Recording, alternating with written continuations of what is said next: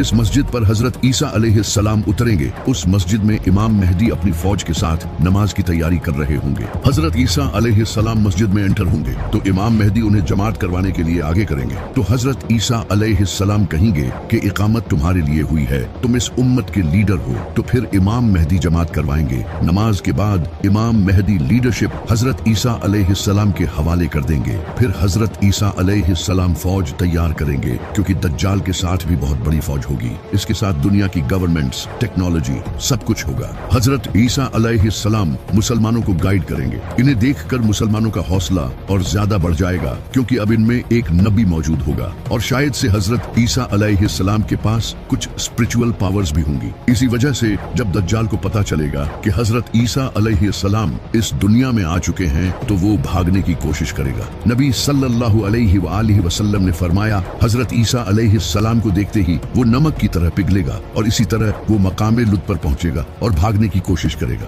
मकामे लुद जहां आज इसराइल का बेन गुरियन एयरपोर्ट है, यानी कि वो किसी प्लेन में भागने की कोशिश करेगा, लेकिन हजरत ईसा अलैहिस्सलाम वहीं उसे नेज़े से कत्ल कर देंगे, जिसके बाद इसका खून बहेगा और ये जाहिर हो जाएगा कि वो कोई खुदा नहीं बल्कि एक धोखेबाज इंसान था। इसका सारा हाई टेक इल्यूजन खत्म हो जाएगा। दज्जाल की मौत के बाद इसकी आर्मी भी कोलैप्स हो जाएगी। बहुत से लोग इसे छोड़कर फिर से इस्लाम कबूल कर लेंगे, कुछ भाग जाएंगे और कुछ लोग जो दज्जाल के फॉलोअर्स होंगे वो बीमारी से मर जाएंगे। हजरत ईसा अलैहिस्सलाम और इमाम मेहदी भी लोगों को दोबारा से दीन की दावत देंगे। पूरा दज्जाली सिस्टम भी खत्म हो जाएगा। हजरत ईसा अलैहिस्सलाम उस वक्त दुनिया के सबसे बड़े लीडर बन चुके होंगे। वो नबी सल्लल्लाहु अलैहि वसल्लम की शरीयत के मुताबिक हुकूमत करेंगे। नबी सल्लल्लाहु अलैहि वसल्लम ने फरमाया, हजरत ईसा अलैहिस्सलाम इस दुनिया में इस तरह इंसाफ भर देंगे जिस तरह पहले ये दुनिया नाइंसाफी से भरी हुई थी। इसके बाद लोग दोबारा जंग नहीं करेंगे। दुनिया के डिफरेंट कंट्रीज और रिलीजन्स के दरमियान नफरत खत्म हो जाएगी, क्योंकि हजरत ईसा अलैहिस्सलाम क्रिश्चियनिटी को भी खत्म कर देंगे और तब सिर्फ इस्लाम ही पूरी दुनिया में होगा, जिसका जिक्र हमें कुरान में भी मिलता है। यहूद व नसारा हजरत ईसा अलैहिस्सलाम को कबूल कर लेंगे और उन्हें फॉलो करेंगे। हजरत ईसा अलैहिस्सलाम सुअर, शराब और दूसरी चीजों को हराम कर देंगे जिन्हें लोगों ने हलाल समझा होगा। इस वक्त हजरत ईसा अलैहिस्सलाम के पास दुनिया भर की दौलत होगी, जो कि वो सारे इंसानों में बांट देंगे। ज़कात लेने वाला कोई नहीं होगा, गुर्बत खत्म हो जाएगी, जमीन फसल उगाना फिर से शुरू करेगी। नबी सल्लल्लाहु अलैहि वसल्लम ने फरमाया, भेड़िया बकरी के साथ रहेगा और बच्चा सांप के साथ खेलेगा, लेकिन वो इसे नुकसान नहीं पहुंचाएंगे। हर तरफ खुशहाली होगी। इमाम मेहदी भी हजरत ईसा अलैहिस्सलाम के साथ होंगे। वो अपने ज़हूर के बाद सिर्फ 7 या 8 साल तक ही इस दुनिया में रहेंगे, लेकिन हजरत ईसा अलैहिस्सलाम के नज़ूल के कुछ ही टाइम बाद इमाम मेहदी की वफात हो जाएगी। हजरत ईसा अलैहिस्सलाम इनका जनाजा पढ़ेंगे और इन्हें मदीना में दफन करेंगे। इमाम मेहदी की वफात के बाद हजरत ईसा अलैहिस्सलाम उम्रा और हज दोनों करेंगे। ये सब कुछ सही चल ही रहा होगा कि तभी अल्लाह याजूज माजूज को आजाद कर देगा।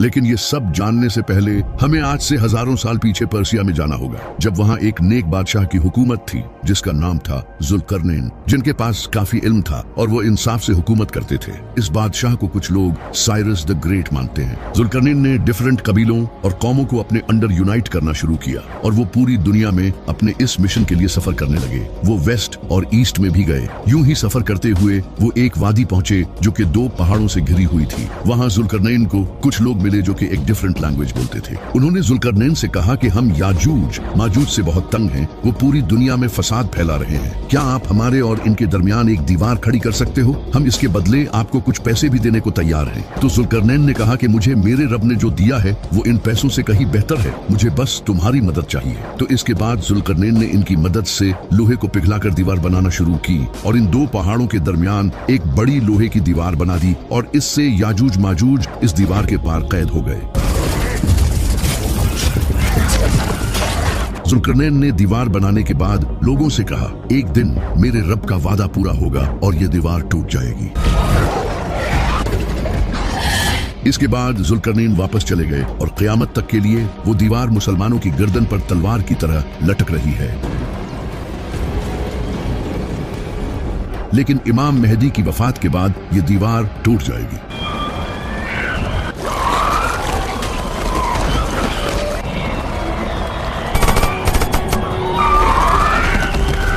अल्लाह हजरत ईसा अलैहिस्सलाम से कहेगा कि मैंने याजूज माजूज जमीन पर छोड़ दिए हैं, जिनसे कोई लड़ नहीं सकता, तो तुम मेरे बंदों को पहाड़ पर ले जाओ। तो हजरत ईसा अलैहिस्सलाम अपने साथियों को कोहे तूर पर ले जाएंगे, वही पहाड़ जहां हजरत मूसा अलैहिस्सलाम ने अल्लाह से बात की थी। याजूज माजूज पूरी दुनिया में तबाही मचाएंगे। वो पानी, फसल और जानवरों तक को खा जाएंगे। वो समंदर के पास से गुजरेंगे तो अगले लम्हे समंदर खुश्क हो चुका होगा। याजूज माजूज जमीन को तबाही से भर देंगे। दूसरी तरफ हजरत ईसा अलैहिस्सलाम अपने साथियों के साथ पहाड़ पर ठहरे होंगे। वहां उन्हें भूख प्यास का सामना करना पड़ेगा। तो हजरत ईसा अलैहिस्सलाम अपने साथियों के साथ अल्लाह से दुआ करेंगे और अल्लाह इनकी इस दुआ को कबूल कर लेगा।